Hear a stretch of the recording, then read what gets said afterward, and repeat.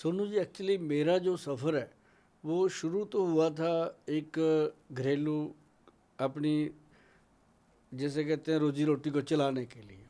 जब भगवान ने मेरे को पूरा पेट भर दिया तो मेरे को लगा कि जैसे मेरा पेट भरा है तो सबका भरा होना चाहिए। उसमें क्या किया मैंने, सबसे पहले तो जो रसोई को किचन बना लिया गया था, उस किचन को दोबारा रसोई बनाने की तरफ मैंने अपना स्पीड बढ़ाया। तो लोगों ने मेरी बात को मान लिया, बहुत लोगों ने माना, और जिन लोगों ने माना है उन लोगों के घर में बहुत सारी बीमारियां कम हुई। रीज़न कि हमने धीरे धीरे धीरे धीरे इतना मॉडर्न मॉडर्न कर लिया था अपने आप को कि अपने रसोई घर में जड़ी बूटियाँ ही नहीं मिलती थी लोगों को। पहले अजवाइन है, सौंफ है, जीरा है, ऐसी चीज़ें अपने नॉर्मल होती थी।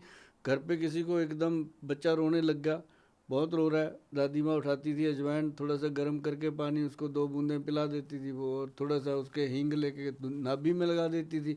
बच्चा 10 मिनट में खेलने लग जाता था। अब बच्चा रोता है, बार बार रोता है, तो उसको उठा के डॉक्टर की अपॉइंटमेंट ली, तो डॉक्टर के पास गए। माता जी लेके गई उसकी बच्चे की मम्मी, तो मम्मी। मम्मी, तो पहले तो बीबी होती थी, अब मम्मी हो गई। तो वो लेके गई, तो उसने जाके बोला, डॉक्टर साहब, पहले तो 20 रिश्तेदारों को बुलाया, फ़ोन पे बताया कि मैं आज इतने बजे मेरा अपॉइंटमेंट है, मैं जा रही हूँ, ताकि पता चले कि मैं भी बड़े डॉक्टरों के पास लेके जाती हूँ बच्चों को। तो वहाँ जाते ही डॉक्टर साहब ने लिख देना, जो अब जब आप जाओगे, जब कहीं भी जाओगे, मुल्ला सबको नहीं देगा तो घर तो आने देगा, तो कुछ तो देगा। तो तो वो देंगे। तो उसके साथ क्या होता है सोनू जी कि बच्चे को हुआ था पेट का दर्द, डॉक्टर को भी पता था, उसने वो तो दे दिया, साथ में उसको कई चीज़ें और देनी पड़ी, ताकि वो बिल भी चाहिए उनको थोड़ा बहुत। और दूसरी बात, फिर मम्मा भी बैठी बैठी बोल देती है मेरे पिगमेंटेशन हो रहा है, वो उसका बिल भी बन जाता है वहाँ पे।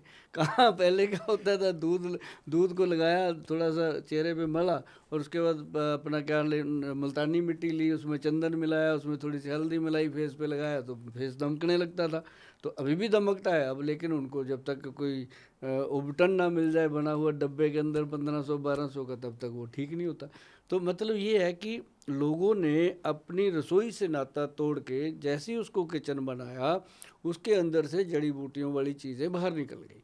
तो नेचुरली निकलनी थी। जहाँ पे गुड़ था वहाँ पे चीनी ने अपनी जगह ले ली, जहाँ पे खांड थी बूरे वाली वहाँ पे भी चीनी अपनी जगह लेके बैठ गई। तो मतलब चीनी, चावल और सफ़ेद नमक, ये 3 चीज़ें तो अपनी रसोई में होना ही नहीं चाहिए। चीनी, चावल और सफ़ेद नमक। सफ़ेद नमक, इसको हम 3 चच्चे बोलते हैं। तीन चिट्टा चच्चे। नमक, हाँ, चिट्टा नमक, चीनी और चावल, ये चिट्टा तीन नमक, चच्चे चीनी और चावल, ये तीन हाँ, चच्चे हैं। 3 चच्चे और चाह। पंजाबी में चच्चे, हिंदी में चाह। अच्छा। तो मतलब ये 3 होने नहीं चाहिए। मतलब इनका क्या रोल है कि चावल जो है वो बाय बढ़ाता है, चीनी जो है वो भी एक कार्बोहाइड्रेट्स बढ़ा देती है। और जब से अपने देश में चीनी का चलन ज़्यादा हुआ है, तब से चीनी का रोग ज़्यादा पैदा हो गया। अब हर एक को शुगर बढ़ी हुई है। तो जो चीज़ आप बॉडी में डालते जाएंगे वो तो नेचुरली ब्लड में इंक्रीज़ होगी। अब हमारे जो वैद्य हैं, हमारे जो ग्रंथ हैं, वो तो मानते नहीं कि शुगर कोई रोग है, वो तो कहते हैं ये लाइफस्टाइल है, ये तो लाइफस्टाइल डिजीज़ है, इसको आप ही कंट्रोल कर सकते हो, इसके लिए कोई दवाई की ज़रूरत ही नहीं है। तो लेकिन जो करते हैं वो करते भी हैं, ऐसा बात नहीं है। जो कंट्रोल करने के लिए बड़े आराम से आदमी सुबह सुबह मेथी दाना, कलौंजी और मेथी के अपना वो काले चने भिगो के खाना शुरू करे खाली शुगर पेट, के लिए। शुगर के लिए, एकदम से लेवल डाउन आता है।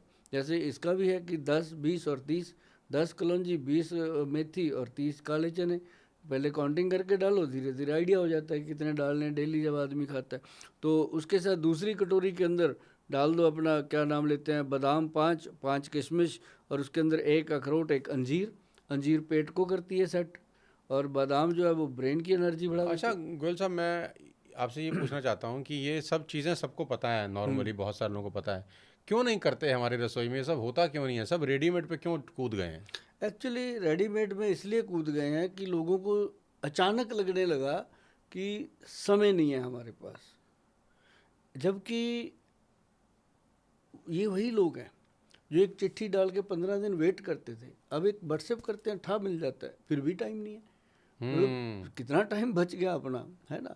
तो पहले एक कॉल मिलाते थे, और उसको बोलते थे एक्सचेंज में कि ये भाई अर्जेंट मिलाना, तब वो जाके 2 घंटे बाद अर्जेंट मिलती थी। बंदा टेलीफोन की तरफ थोड़ी देर बाद आता था, तब घंटी टाइम था बज, लोगों के पास। तब बड़ा टाइम था। एक फ़ोन होता था किसी पड़ोसी के घर में, आ जाता था कि भाई मेरा फलाना पड़ोसी आपके उसको पड़ोस बुला में के है, लाते उसको थे। बुला के ला।